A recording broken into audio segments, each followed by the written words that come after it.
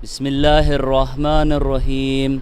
عن فاطمة الزهراء عليها السلام بنت رسول الله صلى الله عليه وآله قال: سمعت فاطمة أنها قالت: دخل علي أبي رسول الله في بعض الأيام فقال: السلام عليك يا فاطمة.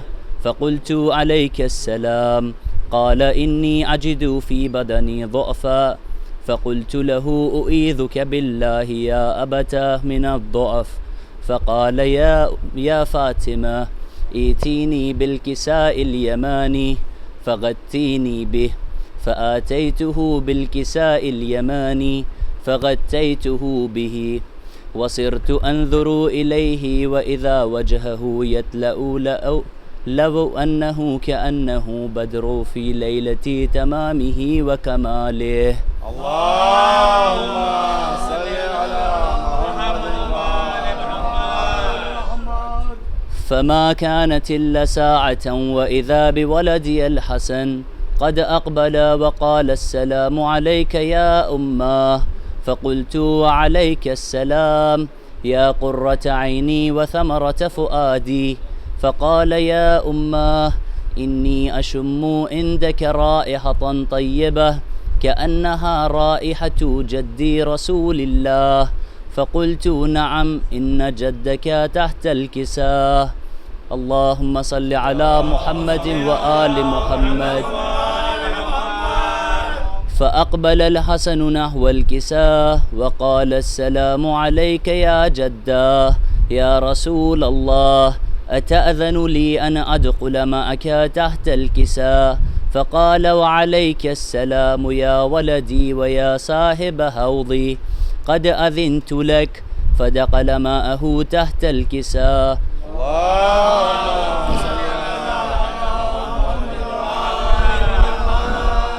فما كانت إلا ساعة وإذا بولدي الحسين قد أقبل وقال: السلام عليك يا أماه. فقلت: وعليك السلام يا ولدي ويا قرة عيني وثمرة فؤادي.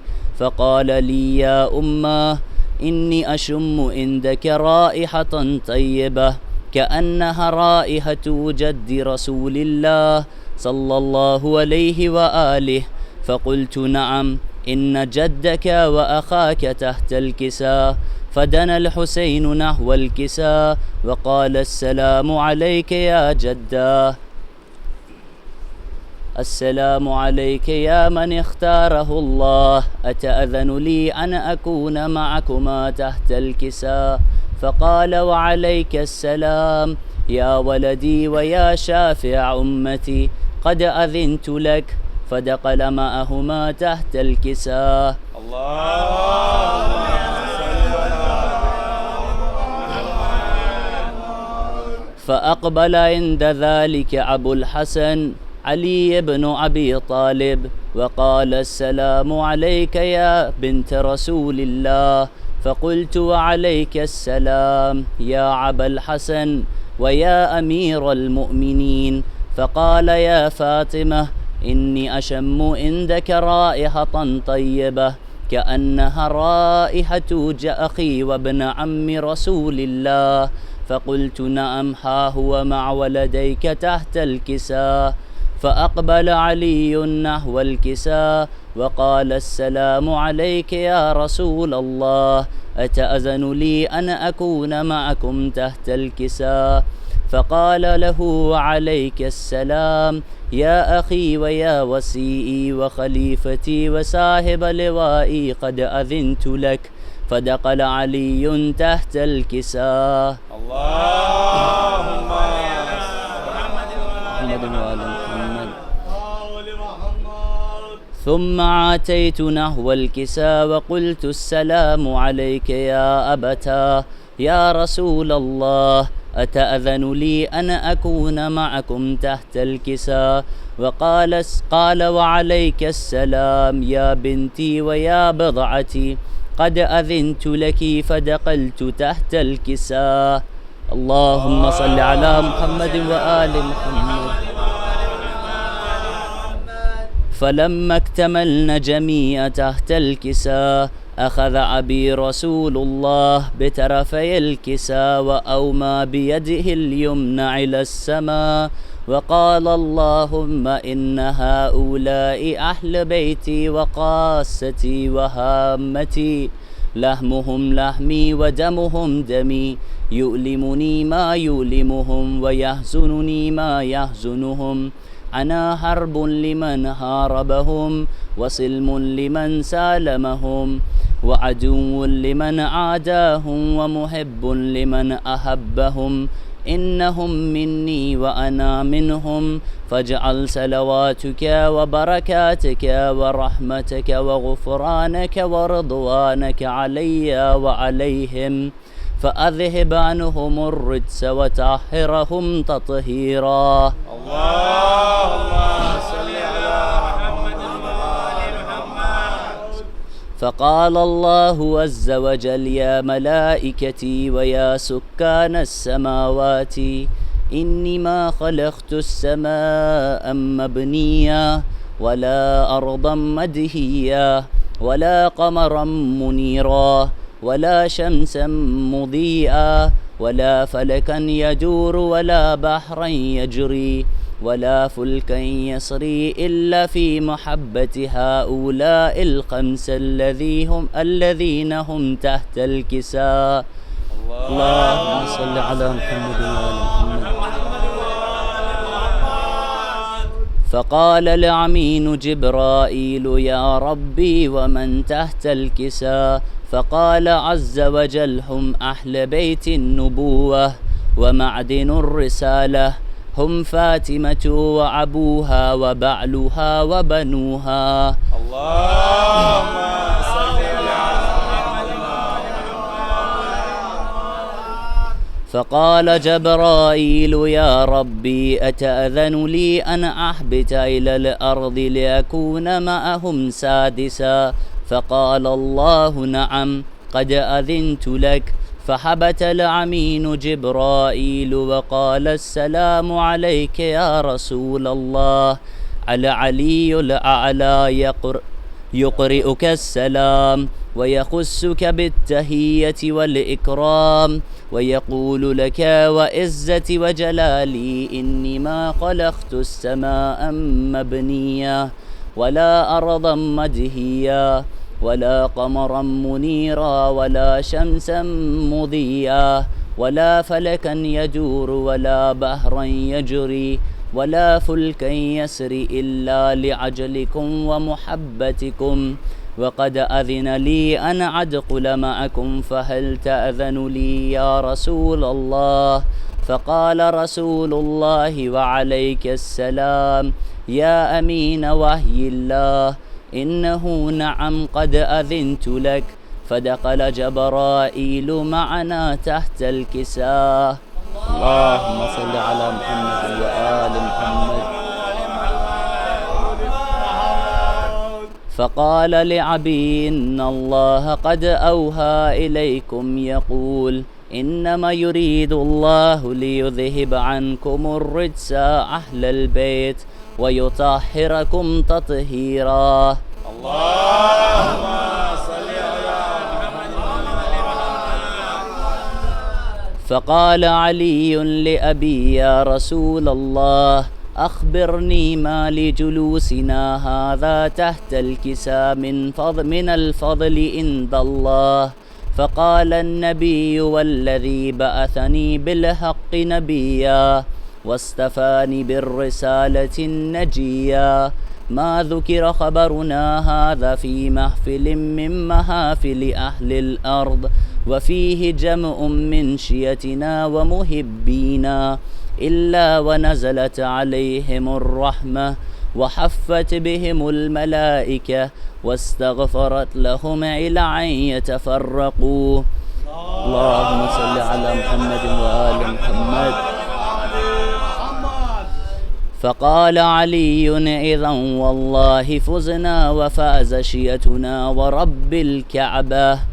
فقال النبي ثانيا يا علي والذي بعثني بالحق نبيا واستفاني بالرسالة النجيا ما ذكر خبرنا هذا في محفل من محافل أهل الأرض وفيه جمع من شيتنا ومحبينا وفيهم محموم إلا وفرج الله هما ولا مغموم وكشف الله غما ولا طالب حاجة إلا وقضى الله حاجته. فقال علي إذا والله فزنا وسعدنا وكذلك شيتنا فازوا وسئدوا في الدنيا والآخرة ورب الكعبة. اللهم صل على محمد وآل محمد. اللهم صل على محمद وآل محمद. अब मैं बगैर किसी तमीज़ के मैं आवाज़ देने जा रहा हूँ शायर को कि वो आएँ, जनाब जमाल साहब से कि वो आएँ बारगाह अमीरुल मोमिनीन में नजराने अक़ीदत पेश करें। आप हज़रात नारे सलवात से इस्तक़बाल कीजिए। हाज़िरीन महफ़िल सलाम अलैकुम। इस मुसर्रत मौके पर मैं आपको मुबारकबाद पेश करता हूँ और आगाज़ करता हूँ 4 मिसरों से क़िबला की इजाज़त के साथ कि या खुदा हौसलाए मिसमे तम्मार मिले। देखिएगा नदीम भाई कि या खुदा हौसलाए मिसमे तम्मार मिले, इश्क़ हैदर की सनद मुझको सरेदार मिले। इसलिए कि गदीर की महफिल है, गदीरी बन के सुनिए। या खुदा हौसलाए मिसमे तम्मार मिले, इश्क़ हैदर की सनद मुझको सरेदार मिले। इनका दीवाना इनायत पे अगर आ जाए, 5 दिनार में जन्नत सरे बाज़ार मिले। 5 दिनार में जन्नत सरे बाज़ार मिले। 5 दिनार में जन्नत सरे बाज़ार मिले। 5 दिनार में जन्नत सरे बाज़ार मिले। सलवात पढ़ें अज़मत आले मोहम्मद पर।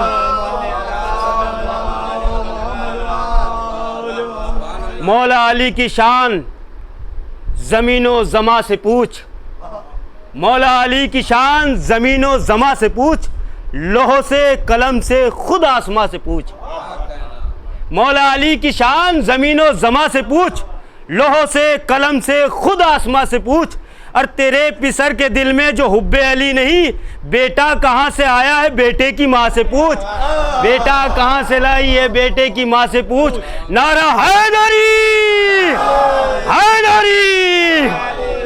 गदीर के हवाले से समात फरमाएं कि गदीर क्या है बताना बहुत ज़रूरी है। नदीम भाई, गदीर क्या है बताना बहुत ज़रूरी है।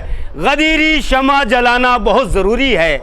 गदीर क्या है बताना बहुत ज़रूरी है। गदीरी शमा जलाना बहुत ज़रूरी है। जवान हो गए मरहब की नस्ल के बच्चे, इमाम वक्त का आना बहुत ज़रूरी है। इमाम वक्त का आना बहुत ज़रूरी है। इमाम वक्त का आना बहुत ज़रूरी है। सलवात पढ़ें हज़रत आले मोहम्मद पर।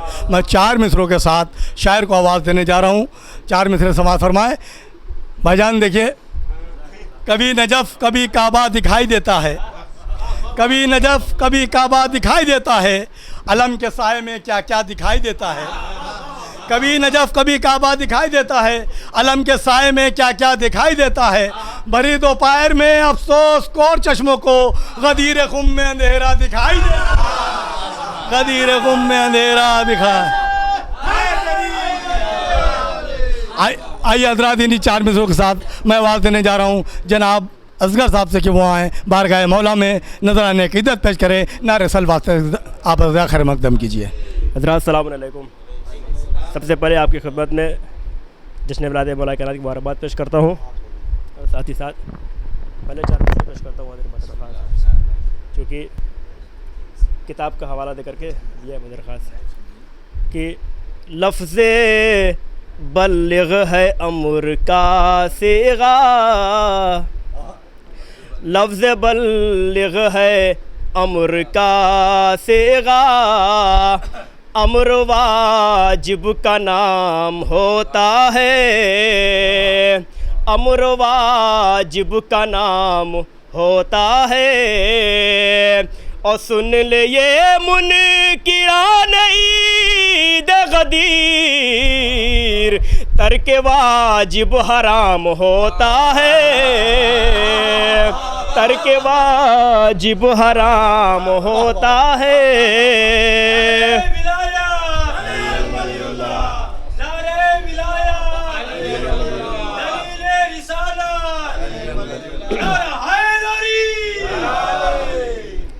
तर्क वाजिब हराम होता है। ये सलवात पढ़े मोहम्मद वाले मोहम्मद। एक मतलब कुछ पेश करता हूँ, हाजिर करता हूँ कि ढूंढे क्यों हम मद है अली को दुनिया के दरबारों में, ढूंढे क्यों हम मद है अली को दुनिया के दरबारों में। मदह अली है देखिए जब कुरान के सारे पारों में। मदह अली है देखिए जब या अली, मदह अली है देखिए जब कुरान के सारे पारों में। शेर बतौर ख़ास सुने कि मदह अली है देखिए जब, तो कहने लगे जिब्रील नबी से अब तो अली को दे दो अलम। कहने लगे जिब्रील नबी से, कहने लगे जिब्रील नबी से अब तो अली को दे दो अलम। फतह न होगी जंगे खैबर दम ही नहीं फर्रारों में।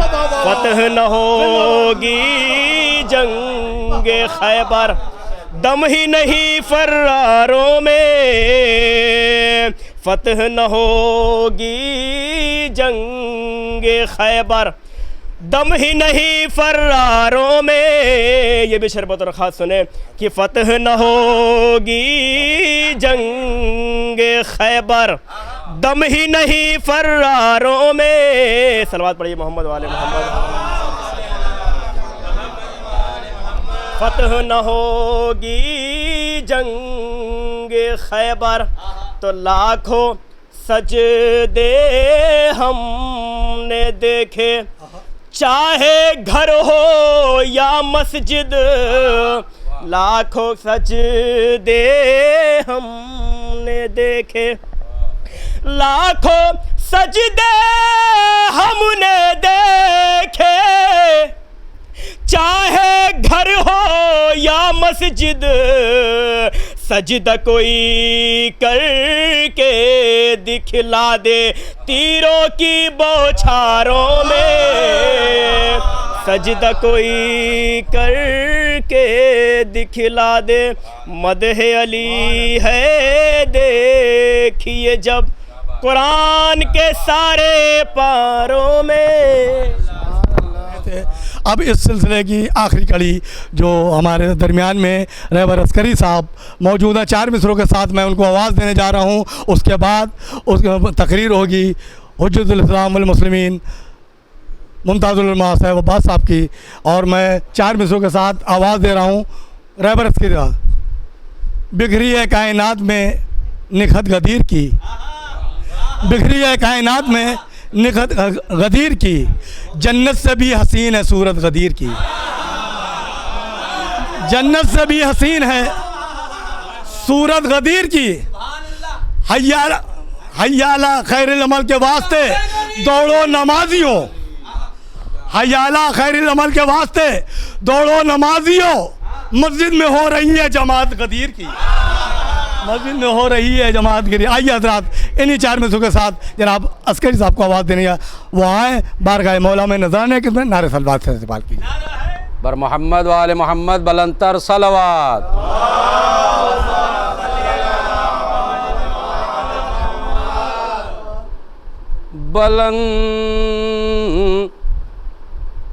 बुलंदियों का वो मंजर कहाँ से लाओगे, बुलंदियों का वो मंजर कहाँ से लाओगे, फजीलतों का समंदर कहाँ से लाओगे, फजीलतों का समंदर, फजीलतों का समंदर कहाँ से लाओगे। और ये दो मिसरे बतौर ख़ास मुलाहिज़ा फरमाए हुजूर, सुनिए भाई जमाल मियाँ। बयान अपनी बड़ाई का यूं कहीं भी करो, मगर गदीर का मिंबर कहाँ से लाओगे, मगर गदीर का मिंबर कहाँ से लाओगे। बर मोहम्मद वाले मोहम्मद बुलंदतर सलावत, सल्ले अला मोहम्मद वाले। चार मिसरे ये भी मुलाहिज़ा फरमा लें इसी धुन में। जो लोग रुतबाए मौला अमीर भूल गए, जो लोग रुतबाए मौला अमीर भूल गए,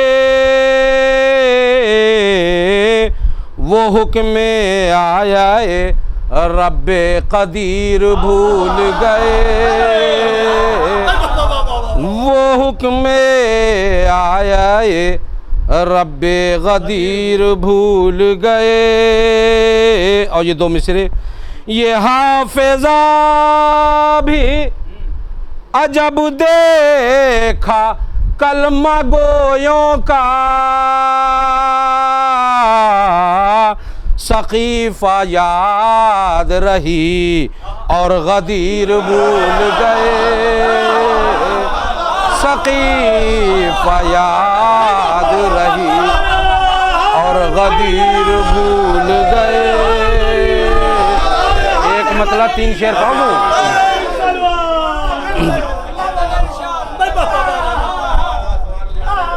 मुमताज़ुल उलमा के हुक्म की तामील में हुक्मुआ महफिल के लिए तो एक मतलब तीन चार शेर हो गए, अटपटे से मुलाहिज़ा फरमाएं। जिसे दहर में इश्क़ है दर मिला है, जिसे दहर में इश्क़ है दर मिला है, मुक़द्दर में वो सबसे बेहतर मिला है, मुक़द्दर में वो सबसे बेहतर मिला है। और ये शेर मुलाहिज़ा फरमाएं। अली की विलायत का इक़रार कर लो, सभी को ये हुक्म पैगंबर मिला है, सभी को ये हुक्म पैगंबर मिला है।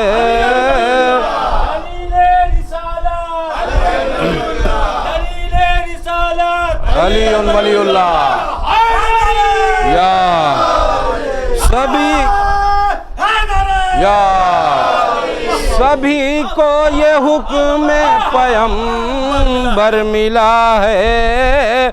हैं दोषे पैगंबर पा मौलूद काबा, समंदर समंदर से यूं मिल गया है।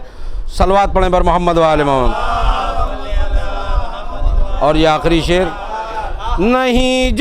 नहीं जो भी शहर विलायत में दाखिल, नहीं जो भी शहर विलायत में दाखिल वो इस्लाम की हद से बाहर मिला है, वो इस्लाम की हद से बाहर मिला है।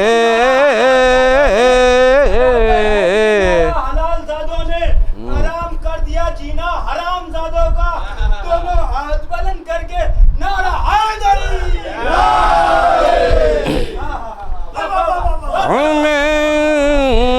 और ये मक्ता मुलाहिदा फरमाएं, गवाही ये देंगे 1.25 लाख हाजी, गवाही ये देंगे 1.25 लाख हाजी, हमें खुम के मैदान से रहबर मिला है, हमें खुम के मैदान से रहबर मिला है। नज़्म सिलसिला ख़त्म हुआ और ये महफ़िल अपने अख्ताम पे जा रही है। इस महफ़िल को हुज्जतुल इस्लाम वल मुस्लिमीन आली जनाब मौलाना साहब अब्बास साहब क़िबला, अब मैं बड़ी अदब एहतराम के साथ क़िबला काबा हुज्जतुल इस्लाम वल मुस्लिमीन मुमताज़ुल उलमा आली जनाब मौलाना साहब अब्बास साहब क़िबला की खिदमत में कि वो आएँ अपनी नूरानी तकरीर से मोमिनीन के क़ुलूब को मुनव्वर फरमाएं। नारे तकबीर करें। औज़ु बिल्लाहि मिनश शैतानिर रजीम, बिस्मिल्लाहिर रहमानिर रहीम। या अय्युहर रसूल बल्लिग मा उन्ज़िला इलैका मिन रब्बिक। सलावत पढ़े मोहम्मद वाले।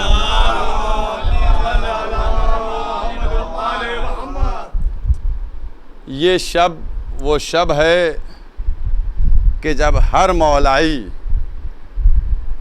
उस सातों का इंतज़ार कर रहा है कि कब वो सातें और नज़दीक आएँ, कि जब हमारे कानों तक ये सदा पहुँचे, मन कुन तो मौला हो फ़हाज़ा अलीयुन मौला। 18 ज़िलहिज गदीर का दिन। देखिए, एक दो बातें अभी हमारे रहबर साहब ने जो नज़्म में पढ़ी उसको मैं चाहता हूँ नस्र के ज़रिए भी आप तक पहुँचा दूँ। इस्लाम की तारीख़ में बहुत से वाक़यात आपको मिलेंगे। एक तारीख़ में वाक़या मिलेगा जिसका नाम है गदीर, और एक दूसरा वाक़या मिलेगा जिसका नाम है सक़ीफ़ा है। शिया जो हैं उनसे पूछिए वाक़या सक़ीफ़ा हुआ था, कहेंगे जी। अहले सुन्नत से पूछिए गदीर का वाक़या हुआ था, कहेंगे जी हाँ गदीर का वाक़या हुआ था। शिया सक़ीफ़ा को नहीं मानते और अहले सुन्नत गदीर को नहीं मानते। जो शिया हैं उन्होंने गदीर को माना, वो चाहते ये हैं कि हम क़यामत तक जाएं वाया गदीर, और जो सुन्नत अहले सुन्नत हैं वो ये चाहते हैं कि हम क़यामत तक जाएं वाया सक़ीफ़ा। अब मुझको कुछ नहीं कहना है, देखना यह है कि गदीर में कौन कौन था और सक़ीफ़ा में कौन कौन है।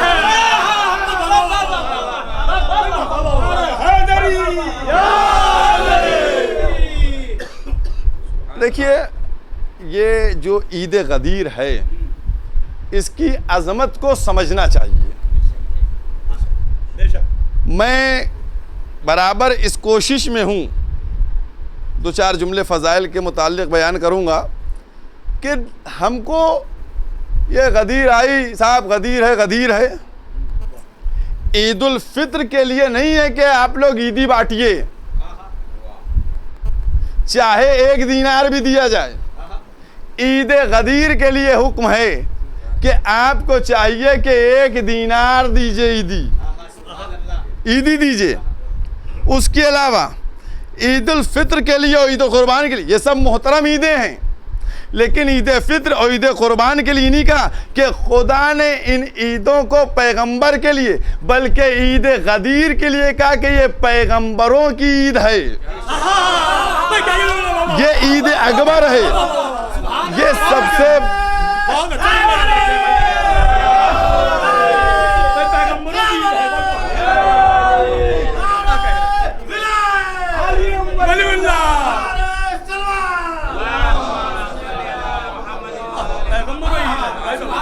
अंबिया की है। हमारे छठे इमाम से पूछा गया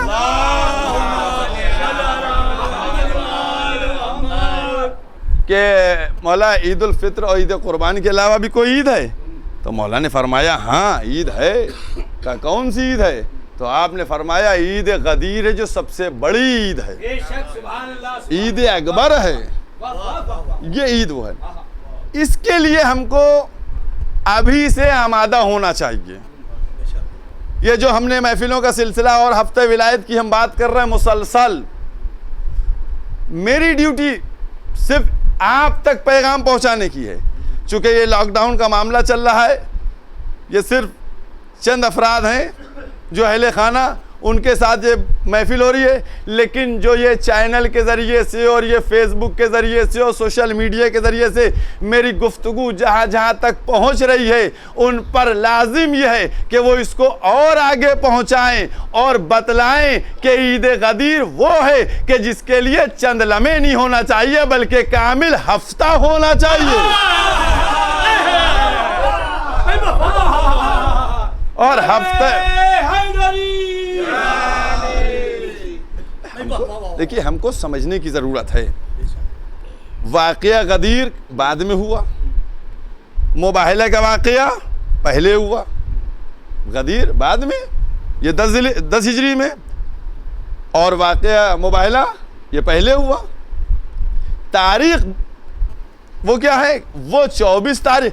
जो वाक़या पहले हुआ तो बाद की तारीख़ मिली, और जो वाक़या बाद में हुआ उसको पहले की तारीख़ मिली। देखिए ऐसा है कि जिस तरीके से हम लोग कुरान करीम में ये कहते हैं कि भाई इतना सा 114 सूरे 2 दफ्तियों के दरमियान कुरान, लेकिन जब तफसीर की बात आए, जब रुमूज़ बयान करने की बात आए, तो मौला की खुद वो मिसाल के सिर्फ बिस्मिल्लाह की तफसीर में रात से सुबह हो गई। तो ये नहीं, इशारे हर चीज़ में है, इशारे, उन इशारों को समझना ज़रूरी है। अब मैं आपसे कह रहा हूँ, इशारा समझिए आप। 18 ज़िलहिज, 19, 20, 21, 22, 23 और 24, ये कै दिन हो गए? 7 दिन हो गए। बहुत तवज्जो कीजिएगा। गदीर में क्या हुआ था? गदीर में ऐलान विलायत अमीरुल मोमिनीन अली इब्न अबी तालिब,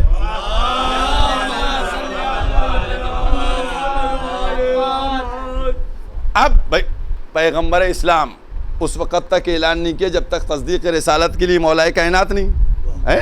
तो अब लाजिम था कि जब ऐलान हुआ है विलायत का तो इसकी तस्दीक भी करवा दी जाए।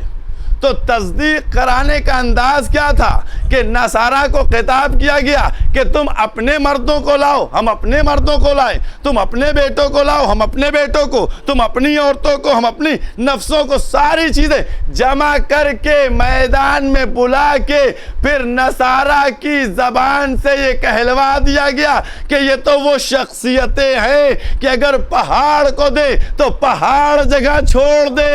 इसका मतलब वहाँ ऐलान करवाया गया था, यहाँ तस्दीक करवा दी गई। यहाँ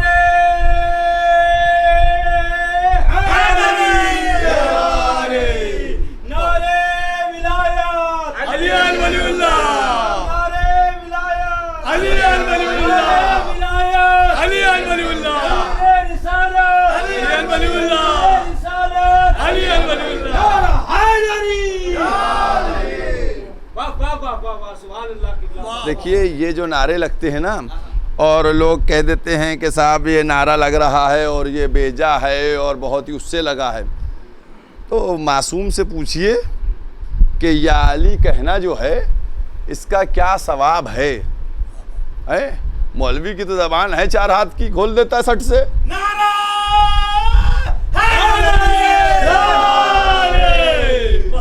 पूछा गया मासूम से, अपना रसूलुल्लाह ये या अली कहने का सवाब कितना है? तो मासूम ने फरमाया कि 12,000 खत्मे कुरान। एक दफ़ा या अली कहने का सवाब कितना है? 12,000 ख़त्म कुरान। बात ख़त्म नहीं हुई, ये हमारे आपके ख़त्म कुरान नहीं हुए हैं कि जिसमें कितनी आयतें सही हैं, कितने गलत हैं, कितने सूरे हैं। तो मासूम ने फरमाया 12,000 ख़त्म कुरान जो हमने किए हों, यानी मासूम 12,000 जो कुरान ख़त्म करेंगे, जितना उसका सवाब है उतना एक दफ़ा या अली कहने का सवाब है।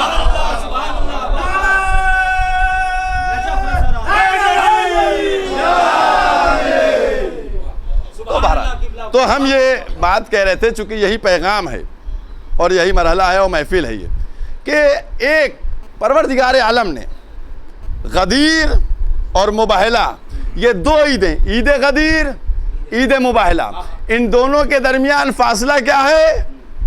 दोनों को, इस ईद को इस ईद से मिलाइए 7 दिन। परवरदिगार ने कहा कि तुम उन मोहतरम ईदों को, चाहे वो ईद कुर्बान हो या ईद उल फित्र हो, उसके लिए तो कई दिन एहतमाम करते हो, तो तुम्हारे लिए इंतज़ाम किए दे रहे हैं कि ईद गदीर से ईद मुबाहला तक पूरा हफ्ता बनाए देते हैं कि ये पूरा हफ्ता विलायत का बन जाए, हफ्ता विलायत हो जाए, ताकि तुम गदीर की अजमत से इत्मीनान से आशना कराते रहो, अजमत गदीर को बतलाते रहो, अजमत गदीर को समझाते रहो। और देखिए, गदीर के सिलसिले में जो भी कहे, जो भी कहे, हर चीज़ का एक मरकज़ होता है, हैं? बहुत तवज्जो कीजिएगा। आप देखिए कि हिंदुस्तान का भी कैपिटल है, यूपी का भी कैपिटल है, हर चीज़ का एक कैपिटल होता है, राजधानी है। कभी इस्लाम का सोचा राजधानी क्या है, कैपिटल क्या है?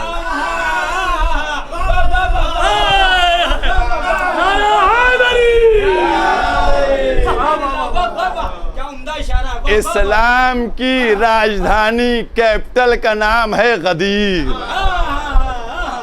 यहीं दीन मुकम्मल हुआ, यहीं नेमतें तमाम हुई और यहीं राजी हो गया परवरदिगार आलम। अब अच्छा एक बात देखिए कि लोगों को, हम नमाज की बात हो या रोज़े की बात हो या किसी की भी बात हो, उसके सिलसिले में सब इबादतें हैं, है ना। नमाज, मैंने जो जुमला पढ़ा था बस उसी जुमले के ऊपर आ गया हूँ। हर चीज़ के ऊपर समझना चाहिए। अभी तक आप गौर तो फरमाइए, 1400, ये 10 हिजरी का वाक़या है गदीर का, 1431 साल हो गए, अभी तक मौला के माना समझ में नहीं आए। अभी तक मौला के माने समझ में नहीं आए। क्या वो तो दोस्त बनाया गया था, है? दोस्त बनाया गया था।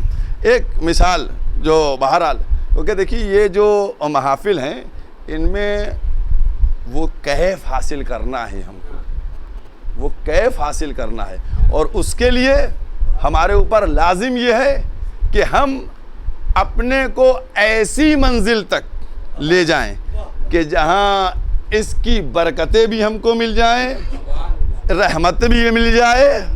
तो बहरहाल एक मिसाल दे रहा हूं, बहुत मुख्तसर सी और छोटी सी। देखिए ऐसा है कि एक साहब थे, वो एक जगह मेहमान गए, ज़ोहर के वक्त का खाना था उनके यहाँ, खाना ज़ोहर के वक्त का था। जैसे ही ज़ोहर का वक्त हुआ, अजान दे दी गई ज़ोहराना, तो उन्होंने कहा पानी ले आओ, समझ गए। जैसे ही ज़ोहर की अजान हुई और पानी मांगा उस मेहमान ने, वहाँ का जो खादिम था उसने ले जाके लोटे में पानी दे दिया। ठीक, चंद लम्हे गुजरे, नमाज मुकम्मल हो गई। जब नमाज मुकम्मल हुई, दस्तरखान पे बैठे, फिर इन्होंने कहा कि पानी ले आओ। अब जो वो पानी लाया तो गिलास के अंदर पानी लेके आया, वहां भी पानी मांगा तो लोटे में मिला, यहाँ पानी मांगा तो गिलास में मिला।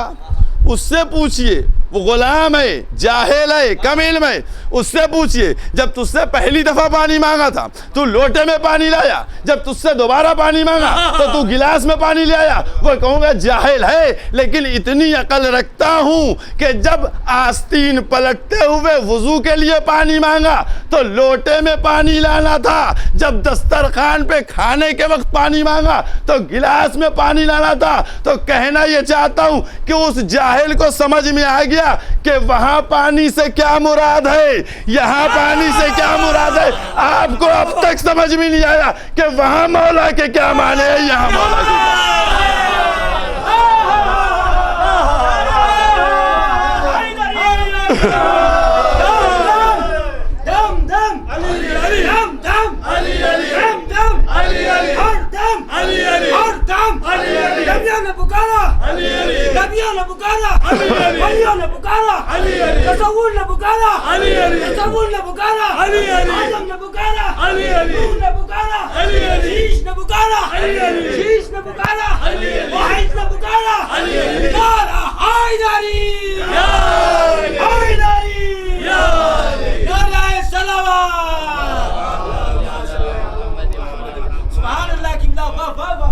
अब देखिए, अब ये तो मैंने बात कह दी।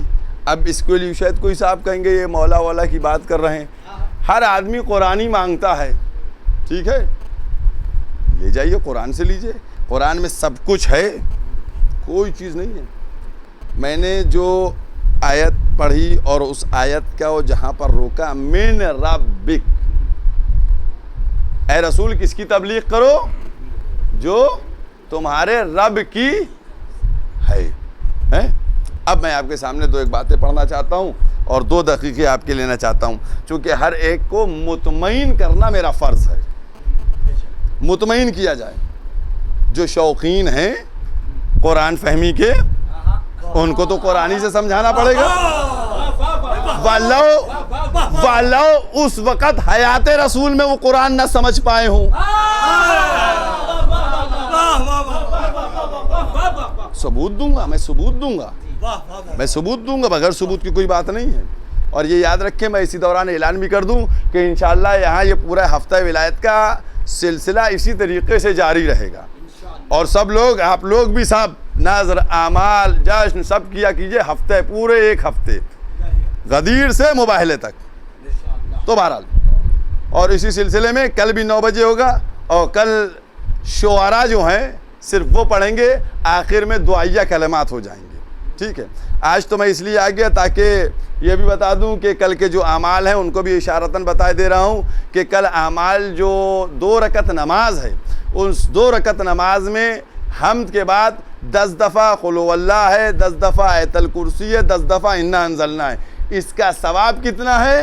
गदीर की नमाज का इसका सवाब कितना है? 1 लाख हज, 1 लाख उम्रे, और बाकी गुस्ल करना, रोज़ा रखना, बहुत से अमाल हैं जो दुआओं में आप लोग इंशाअल्लाह देखिएगा और इस अमाल को बजा लाइएगा। तो बहरहाल, तो मैंने कहा कि जो कुरान फहमी का शौक़ रखते हैं, नमाज किसकी तरफ से है? नमाज किसकी तरफ से आई? नहीं आई, अल्लाह की तरफ से। रोज़ा किसकी तरफ से आया? अल्लाह की तरफ से नहीं आया, अल्लाह की तरफ से। हज किसकी तरफ से आया? अल्लाह की तरफ से आया? नहीं, अल्लाह की तरफ से नहीं आया। आप कहेंगे मौलाना अल्लाह की तरफ से आया, मैं कहूँगा मिन रब्बिक दिखाओ, रब की तरफ से, रब की तरफ से है तो मिन रब्बिक का लफ्ज़ दिखाओ कि रब की तरफ से है। रोज़ा मिन रब्बिक नहीं, नमाज मिन रब्बिक नहीं, हज मिन रब्बिक नहीं, ज़कात मिन रब्बिक नहीं, कोई भी मकाम पर। तो जब कुछ भी, बहुत तवज्जो कीजिएगा, जब कुछ किसी मकाम पर नमाज, रोज़ा, हज, खुम, ज़कात, जिहाद सब चीज़ें आ गई, लेकिन खालिक ने मिन रब्बिक नहीं कहा, तो मैं कैसे मानूँ ये अल्लाह की तरफ से है? सारे मुसलमान मेरे पीछे खड़े हो जाएंगे, अरे मौलाना आप क्या गज़ब कर रहे हैं, आप गलत बात कर रहे हैं, ये सब अल्लाह की तरफ से। मैं कहूँगा कहीं पर अल्लाह ने नहीं कहा मिन रब्बिक, मिन रब्बिक। कहेंगे नहीं मौलाना, मिन रब्बिक की ज़रूरत ही नहीं थी, सब कुरान में था तो कुरान में आ गया, ये नहीं अल्लाह की तरफ से है ना, कुरान में आ गया तो अल्लाह की तरफ से। कुरान में आ गया नमाज अल्लाह की तरफ से, रोज़ा कुरान में आ गया अल्लाह की तरफ से, हज कुरान में आ गया अल्लाह की तरफ से, ज़कात कुरान में आ गया तो अल्लाह की तरफ से। तो मैं कहना ये चाहता हूँ कि इस आयत में भी कि जब ये हुक्म आ जाता तो मैं समझ जाता अल्लाह की तरफ से, यहाँ क्यों मिन रब्बिक की ज़रूरत थी। अब बताइए, आप ये भी आ जाता, समझ जाते कि अल्लाह की तरफ से ये मिन रब्बिक क्यों हुआ है, यहाँ क्यों कहा गया मिन रब्बिक। और मेरे जहन में इस वक्त नहीं है, एक मकाम और है जहाँ पर ये लफ्ज़, और वो भी खिलाफत के मुताल्लिक़ है, वो मेरे पर मकाम जहन में नहीं है इस वक्त। तो बहरहाल यहाँ पर मिन रब्बिक क्यों आया, जब ये हुक्म आ जाता समझ जाते कुरान में आया था अल्लाह की तरफ से है। ए परवरदिगारा, यहाँ पर मिन रब्बिक क्यों कहा, वहाँ पर मिन रब्बिक क्यों नहीं कहा। तो अजब नहीं निदाए कुदरत आए, तू नादान है। वहाँ नमाज थी, रोज़ा था, हज और ज़कात था, यहाँ विलायत अली इब्न अबी तालिब थी। अभी जुमला नहीं हुआ, अभी बात मुकम्मल नहीं हुई। यहाँ विलायत अली, अरे नमाज आए कुरान में सबने ले लिया, रोज़ा कुरान में आया सबने ले लिया, हज कुरान में आया सबने ले लिया, लेकिन अगर विलायत अली में मिन रब्बिक न कहते तो कहते भाई ने भाई का ऐलान कर दिया, लिहाजा लाजिम था कि मिन रब्बिक कह दिया जाए ताकि भाई ने नहीं बल्कि अल्लाह ने अली का ऐलान किया।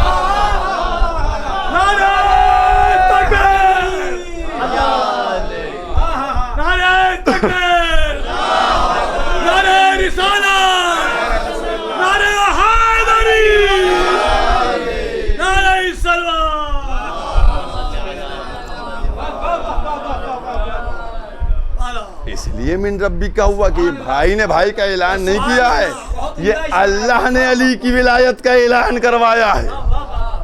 ये परवरदिगार आलम ने विलायत अली इब्न अबी तालिब का ऐलान करवाया है। और अब मैंने कहा था कि मैं सबूत के साथ बात करता हूं।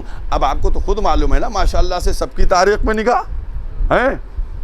हारिस ने, अच्छा ये जो 1 लाख का या 1,20,000 या 1,40,000 या 1,26,000 या 1,32,000 जितना भी मजमा था, ये सब कहाँ का था? तमिल था, कन्नड़ था, मराठी था, बंगाली था, किस ज़बान का जानने वाला था? अरबी जानने वाला था। मैंने एक जुमला कहा था अभी आपके सामने कि रसूल के ज़माने में तो कुरान समझ ना पाए तो 1400 साल बाद क्या समझेंगे? सबूत उसका दे रहा हूँ, सबूत उसका दे रहा हूँ। हारिस आगे आया, हारिस ने आगे आके क्या कहा था? हारिस ने क्या कहा था आगे आके? ए अल्लाह के रसूल, आपने नमाज का, मैंने नमाज पढ़ी, आपने रोज़ा का, मैंने रोज़ा रखा, आपने हज किया, मैं आपके साथ हज करके आ रहा हूँ। ए अल्लाह के रसूल, ये कैसे? भाई यही तो उसने एतराज़ किया था, ये कैसे? नहीं मुतवज्जे हुए आप लोग, ये कैसे?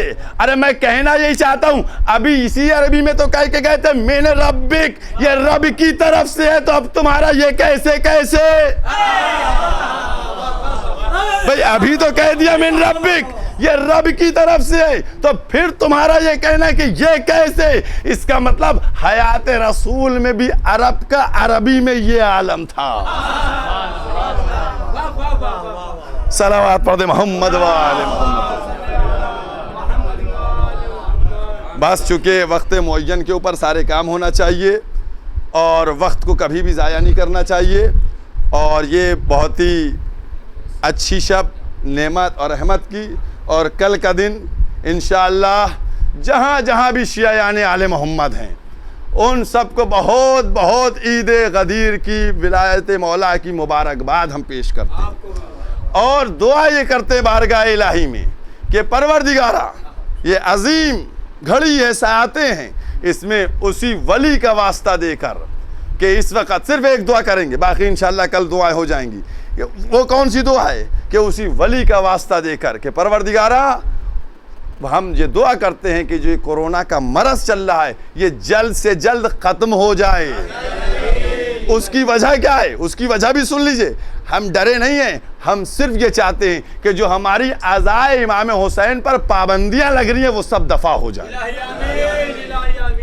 हमारे ये दुआ इसलिए है कि हम मुहर्रम में आका का गम बेहतर से बेहतर अंदाज में मना सकें। और इसी के साथ एक दुआ और भी है कि जो इस मूजी मरज़ में बीमार हैं उनको शिफाए कामिल अता हो, शिफाए आजिल अता हो, और जो इस मरज़ में दुनिया से चले गए हैं उनको जवारे मासूमीन में जगह इनायत हो। व आखिर दामान अल्हम्दुलिल्लाहि रब्बिल आलमीन।